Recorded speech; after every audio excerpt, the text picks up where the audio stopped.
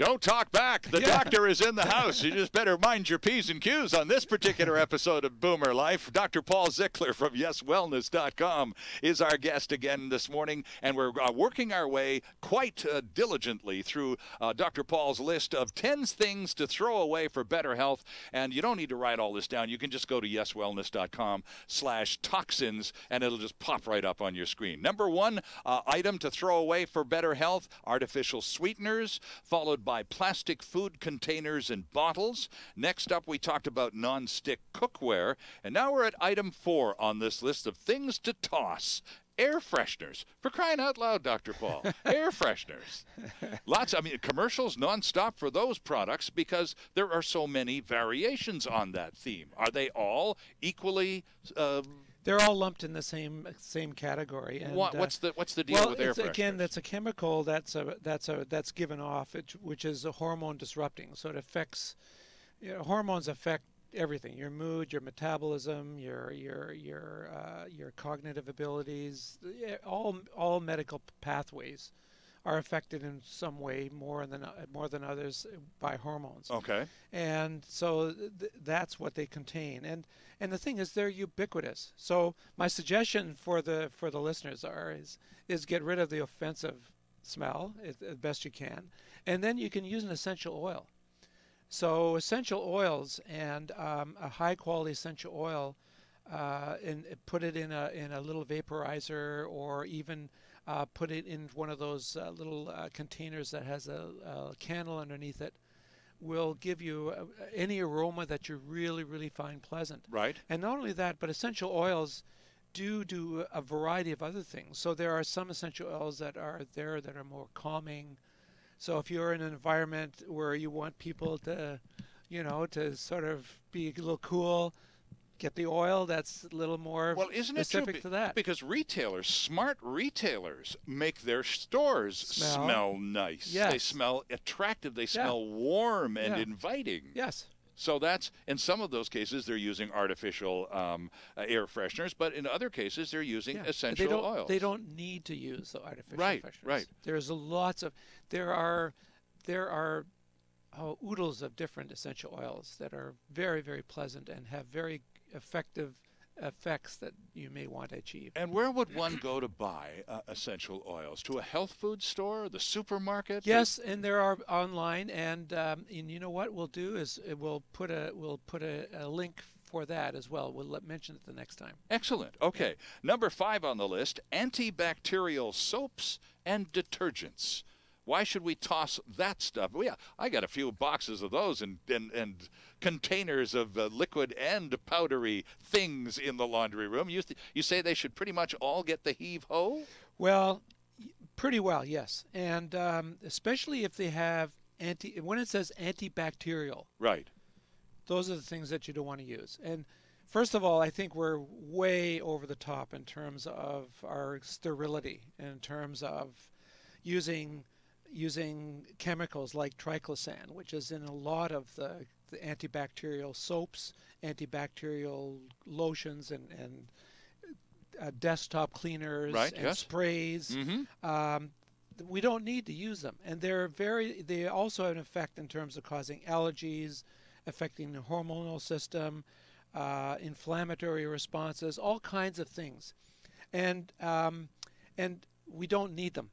In fact, it's better to sort of expose people to some bacteria. So, for example, there was a recent article that we shouldn't be using our sanitizer cycle in our dishwasher. We should probably just be washing our dishes because we're sanitizing everything. So we're not being exposed to bacteria that are good. And we're sterilizing ourselves, and we're starting to develop gut issues, which we'll be talking about in some future episodes. Interesting stuff. And so we're getting way too sterile. We need a little more dirt.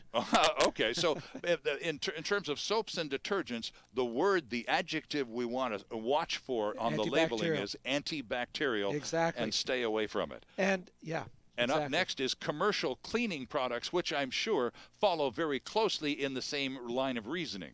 Exactly, and exactly right. And the thing is, if you follow our link, it'll really go into alternatives of things that you have around the house, and if you can get easily vinegar, baking powder, lemon juice. All those things can be used to do all the things you want to achieve in terms of cleanliness and cleaning up after things around the house. Okay, and you know, you're going to wash the kitchen floor. I can't imagine squeezing lemons onto the kitchen floor. Obviously, there are products available. Products, but even just lemons and squeezing the lemons in your solution. Oh, okay. And so there's very easy techniques. Hydrogen peroxide and lemon in terms of cleaning is amazing. Okay. And so if you follow the link, it'll give you all kinds of information. Okay, item number 7 on this list is also, there's been a lot of talk about personal care products. First of all, what do you mean by personal care products? Well, it's the whole gamut of lotions and creams and shampoos and deodorants and makeup. Okay. All right. And so I've got a really interesting statistic here. If you use conventional makeup on a daily basis, you can absorb almost 5 pounds of chemicals into your body each year.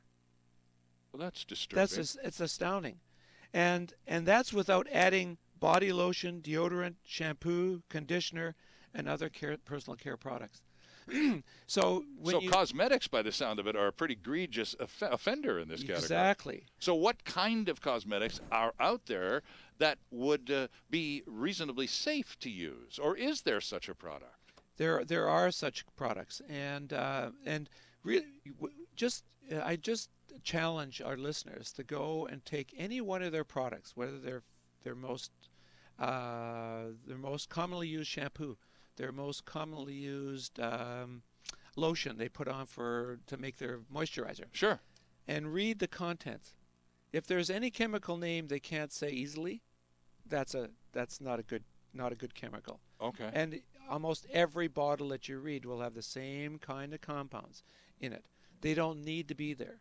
So there's a whole line of natural product alternatives that you can use. Interesting. This next one, this floors me. Stale spices should be thrown out to give you better health. Stale spices. I mean, why? Well, first of all, I want to tell you that fresh spices are very helpful for you. Okay. And cinnamon being one of the best. Cinnamon, turmeric, cumin. Okay. I mean, the list goes on and on. Basically, even sea salt that you put on, pepper. They are all really very good health-wise for you. And maybe sometime in the future we'll go into spices into more detail. Great. But stale spices. But that's the problem. As I was telling you before the show, we went to Egypt, and they have tremendous fresh spice markets, and there are mounds of different spices, and everything smells so wonderfully well. And when I was preparing for this talk, I happened to look into our spice sort of cupboard, and we still had bags, still in the packages, original packages from Egypt. They were still in there, and that's probably 6 years old. Oh my! So out they go. So the rule of thumb is basically if they're around for a year, for sure, get rid of them. Okay. And so so when you go to Costco, unless you use a lot of cinnamon, unless you use a lot of garlic powder, don't get those big giant containers. That's right. I mean, they'll last you forever. Yeah. So get the smaller ones and get fresh ones. Get fresh, anything that's fresh, and look to see where they're coming from. So, for example, if you're looking at turmeric or cinnamon, don't get the cinnamon that's coming from China because there's a lot of lead in terms of their production. Okay. Get the ones from Japan and from Thailand, where there's a good quality control of manufacturing. Interesting. We need to take a quick break here. Items 9 and 10 coming right up on Boomer Life on CIL 650. Each one of these. Canada's only weekly radio show dedicated to the baby boomer lifestyle. This is Boomer Life on CIL 650.